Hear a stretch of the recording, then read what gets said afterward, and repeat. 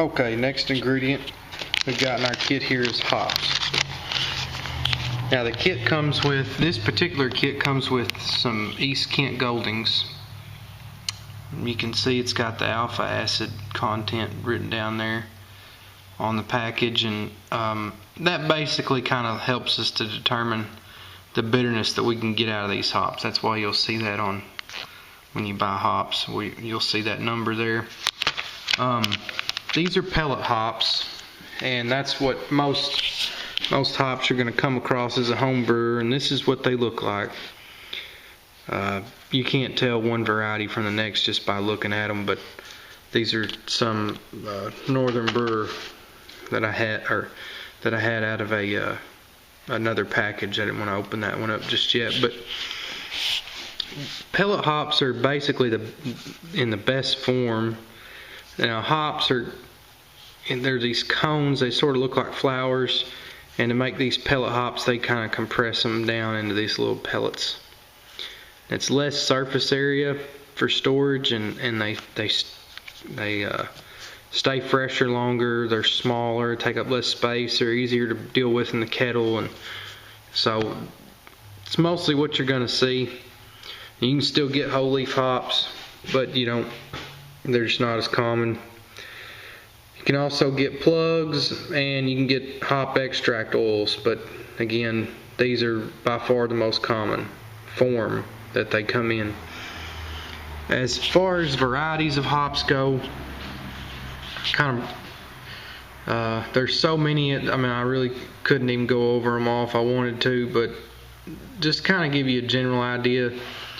Like your German hops, your German noble hops, they give a real smooth bitterness to a beer. It's a bitterness that's described as smoother and more pleasant sometimes, and they tend to be lower alpha acid hops, and then you'll find like this is one of your European or UK hops.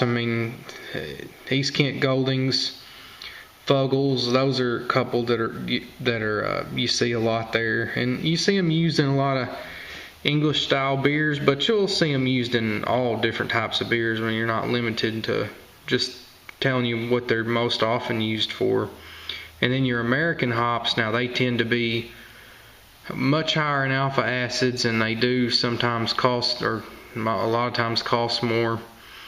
One type there that I'm real fond of is Amarillo, and you see those used a lot in like IPAs and pale ales and stuff, like Simcoe, Warrior, Magnum, Centennial, Columbus. Those are all examples of some of your American hops that you see a lot in IPAs and pale ales and stuff. And an IPA, it tends to be, those are what you call a hop forward beer, and you'll see, like for a 5-gallon batch, you might see 4, 5, 6 ounces. And for like a stout, on the other hand, you may just have an ounce and that's it. Now, there's different ways we can use these hops to kind of give ourselves to help paint our canvas with, so to speak. If we put them in at the beginning of the boil, we're going to get a lot of bitterness, and we're not really going to get much else out of them.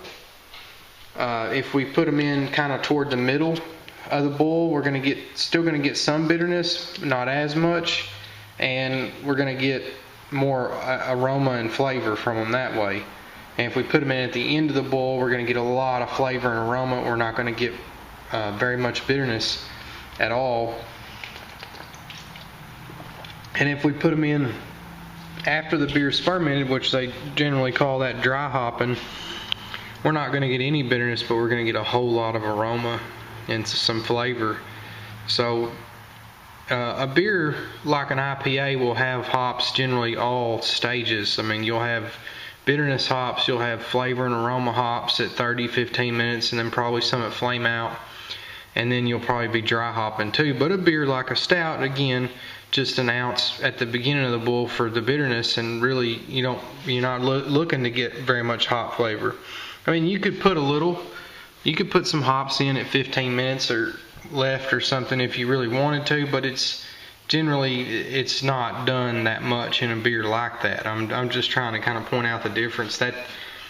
That's more of a malt forward beer. And some beers try to kind of be balanced. But even then they're not over the top on malt or hops. There's a beer like an IPA, it's over the top with hops. And that's why you'll see such variations in recipes. And as you get more experience brewing, it's going to make a lot more sense to you. A lot of this will, and I'm just trying to give you a general idea right now, so you're not completely in the dark. I don't want to just be like, okay, here's hops and we put them in there.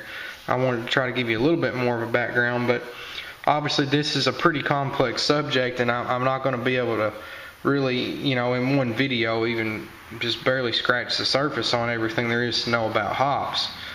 Some of it takes experience and to knowing the different types of flavors from one hop to another. For example, you could get, grapefruit and citrus and hay and pine trees, and there's all sorts of different flavors that one hop variety may bring out over another. One thing that I always thought was pretty cool about hops is they're kind of, I'm not a botanist obviously, but I think they're kind of kin to the marijuana plant. At least maybe they're like distant cousins or something. They come in male and female plants, and the male plant really doesn't have anything that we want. It's the female plant, and the female plant produces these, what people often refer to as flowers. They're these cones, and that's the hops. And one thing that I think is really cool is when to start a new hop plant, you just get a cutting off of another one. And they've been doing that. Some of these varieties are, I guess, a couple hundred years old, especially the German noble hops. You're getting the same DNA in that plant that was in that same plant from way back when. So if you get a Hallertau or a Saaz, and you're getting the same hop that they got 50, 100 years ago. It obviously going to be a little bit different from your climate and your soil, but basically the same hop. And so I always thought that was kind of cool. And I said I was going to try to help give you some cost saving tips in some of these videos. I do tend to buy half a pound or a pound at a time of hops usually, just so I'll have them around, and because it's cheaper that way. One variety that I like to buy a lot to save money is Cascade. That's just one I'll throw out there. General, all-purpose, good hop. You can dry hop with it even. I've made some nice pale ales and even IPAs that had a lot of Cascade in them. It's just a good variety to have around, and really cheap and easy to find. Some varieties like the Amarillo that I mentioned, you're looking at $3 or $4 an ounce, and a lot of times the homebrew suppliers will limit you to 2 or 3 ounces per purchase. So a lot of those hops they cost more, and you kind of want to use them sparingly. I wouldn't take a handful of Amarillo and throw that in a porter just for bitterness. It would probably kind of be wasting that hop. Is more suited to maybe 15 minutes or flame out in a nice pale ale or something like that, is where I would use that at. You just kind of have to shop around for them, and maybe you'll find certain varieties at a little bit cheaper price at certain times of year. That generally with the American varieties, they're always more expensive and harder to find, so just keep that in mind. Sometimes you just got to do what you got to do as a home brewer to brew. And I don't always have all the varieties that I want, just not because they cost a lot, even though they do sometimes, but just because they're not always available. Sometimes you can't get certain varieties. No one has them. So I recommend when you've got the jingle in your pocket to get them, and you find those harder to find, those certain varieties that you really like, stock up on them. That way you'll have them, and these things store really good. Just keep them in the freezer. They're going to last for a long time. They'll last a year easily in the freezer.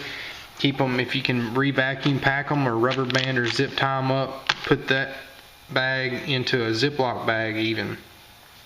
Double bag them, get all the air out, and put them in the freezer, and they'll last a long time. If you leave them setting out, especially if they're not closed up tight or something at room temperature, you're going to get that cheesy old feet type of character coming off of them pretty quick. So I wouldn't keep them out. I would definitely keep them in the freezer for sure. That's the by far best place to store them. So anyway, we've kind of scratched the surface here on hops a little bit, and I'm sure there'll be later on. I'll have more to say about them, but this should give you a general idea, and as going forward when we brew this kit, as to a little bit about hops.